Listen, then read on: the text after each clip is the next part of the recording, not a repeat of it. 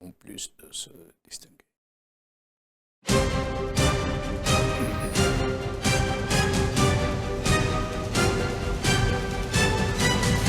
L'édito de Djemeldine Benchenouf.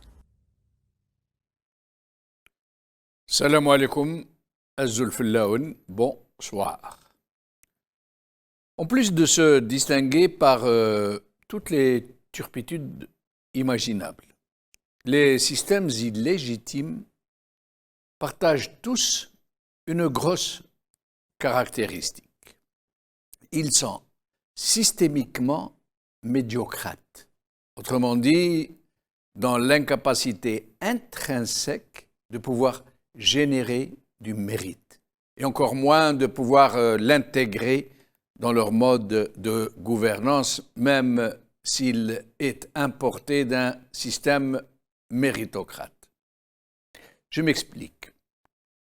De tels systèmes sont incapables de pouvoir produire du mérite parce que tous les mécanismes et tous les relais qui les constituent et qui les font fonctionner sont fondamentalement corrompus. Alors, avant d'aller plus loin, une petite explication de texte. La signification du mot corruption, dans l'acception générale, signifie presque toujours la vénalité, c'est-à-dire une pratique illégale d'agents indélicats qui vendent en argent ou en privilège des services et des droits.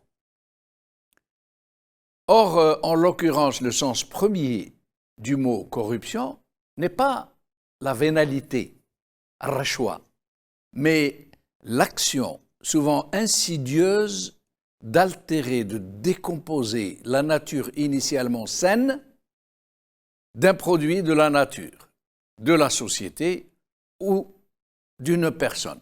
De la même manière que des vers qui rongent un fruit et qui donc le corrompent. Elle fait cède. Toute la différence entre la rachwa, la vénalité, et elle fait cède, la corruption. Il en est ainsi de la société humaine qui est infectée par des pratiques qui altèrent sa morale et son éthique à des fins scélérates. Pour dire pourquoi les systèmes médiocrates ne peuvent pas générer de mérite. De la même manière qu'un fruit a été infesté par des vers. Leur nature première, dont ils continuent à se revendiquer pourtant, est irréversiblement annihilée, corrompue à cœur. Ils ont subi une putréfaction de tout ce qui faisait leur nature, leur saveur et donc leur comestibilité. Le système politique corrompu, non seulement dans ce qui est devenu sa véritable nature, mais dans son fonctionnement même, ne peut plus produire du mérite, mais du succédané, de l'apparence, des façades en trompe-l'œil de mérite. De la même manière que le fruit corrompu reste intact en apparence, mais véreux à cœur. Et il en est ainsi pour tout ce qui concerne le système véreux. Ces institutions de façade sont des coquilles vides, sa constitution même, censée donner l'illusion d'un état vertueux, n'est qu'un condensé de phrases pompeuses. Ces élections sont systématiquement truquées. Les pouvoirs y sont toujours concentrés entre les mains d'une oligarchie. Le recours au mensonge y est quasi systématique et devient par la force des choses l'outil institutionnel le plus essentiel, le plus vectoriel du pouvoir.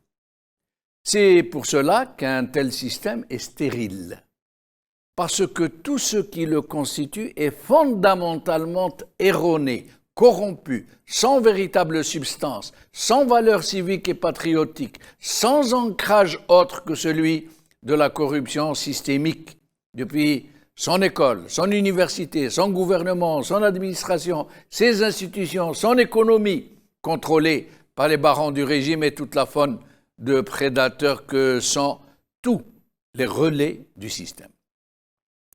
La logique d'un tel régime ne peut se maintenir à la tête du pays infesté, incarcéré, que si toutes les fonctions qui le constituent sont contrôlées par des agents et des alliés naturels du système.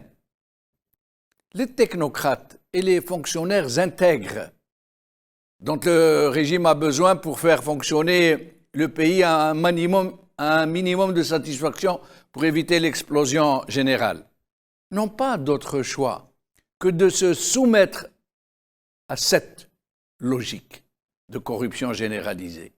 Ainsi, par exemple, ces fonctionnaires intègres, grâce auxquels le pays fonctionne un temps soit peu, pour tout ce qui est des servitudes, eau potable, électricité, route, école, sont tous contraints, ces fonctionnaires intègres, de se mettre inconditionnellement au service du régime, même si c'est en violation des lois et de leur propre morale et de leur propre éthique, comme par exemple dans l'organisation de la fraude électorale. Le système est ainsi. Et si par un hasard très exceptionnel, un commis de l'État intègre pouvait trouver sa place dans cette organisation, il n'aurait pas d'autre choix que de s'adapter au modus vivendi ou de disparaître. Par exemple, un ministre, un wali, un magistrat, voire même un imam, qui refuserait de marcher dans la logique du système, paralyserait toute la machine, comme un grain de sable, au milieu de rouages très délicats, ce qui est pour le système totalement exclu.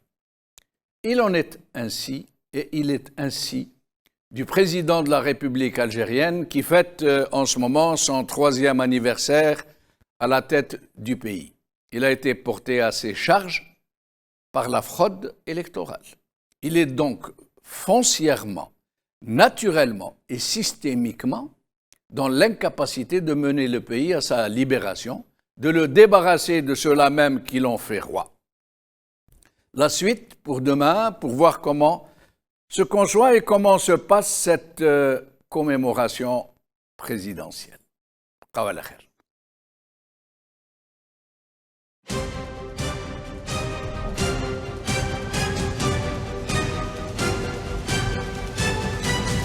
L'édito de Djemeldine Benchenouf.